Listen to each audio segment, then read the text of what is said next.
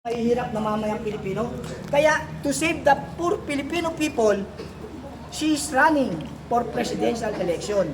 Yan ang kinatatakutan nila. Kaya kahit walang grounds, kahit sinabi na, dineclared na ng Commission on Audit, dineclared na ng Supreme Court, pero ang kukulit pa rin ng mga congressman, iaakyat pa nila sa Senado, parang lang moro-moro yan kung gusto talaga nila, one for all for one, sila mismo mag-submit ng kanilang mga report regarding sa confidential fund nila.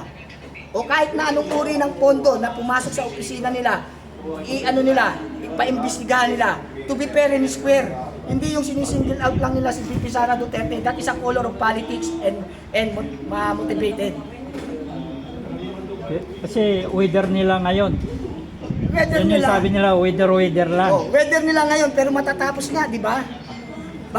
Ito pa nga ang ano dyan ang tanong, aabot ba sa 2028? Kasi sa sobrang dami ng anomalya, sa sobrang weak decision making, sa sobrang politics, baka hindi na umabot. Kasi kawawa ng Pilipinas, hirap na nagdurugo na yung mga bulsa ng mga mahirap na Pilipino, wala nang makain sa sobrang kahirapan.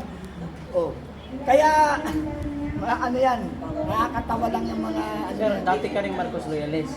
Talagang dati akong Marcos loyalist. Hindi lang ako Marcos loyalist, founder pa ako. Founder ako ng Marcos Loyalist Group sa Caloocan.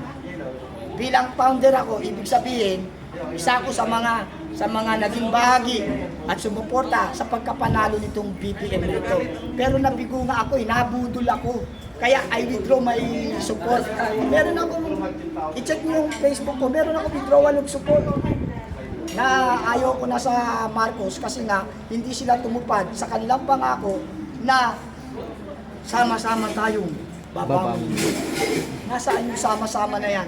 Sama-sama silang babangon papunta sa ibang bansa. Magtatago na yung mga yan. Sabi ng mga Marcos vlogger, maunlad daw ngayon Baka sila maunlad kasi meron silang mga dinto sa liig, may mga punong-puno ng singsing, may Mustang, may mga GT3 na Mustang, yun, maunlad nga sila. Pero tayo hindi, kasi tayo prinsipyo, kayong mga vlogger ng DDS, meron ba kayong kaunlaran? Wala. Bakit? Hindi naman kayo namemera Ang sa inyo, prinsipyo na magbigay ng impormasyong tama para sa ikaunlad ng ating bansa. Yun kayo. Pero yung mga Marcos vlogger na yan, kaya sila nagbablog ng kasinungalingan, doon sila binabayaran. O tignan mo ngayon, napansin ko lang, kahit na DDS vlog, nakita ko ngayon ang daming mga troll. Ang daming troll army. Ibig sabihin, tumrabaho na sila. Dati wala, di ba? Dati puro mababasa mo doon, puro pro DDS. Ngayon, makikita mo na ikipagdigmaan doon sa vlog natin, puro mga troll account. Puntahan mo, lock profile. Duwag. Mga duwag yung mga Marcos troll na yan. Salamat sir, salamat. Welcome. Salamat din.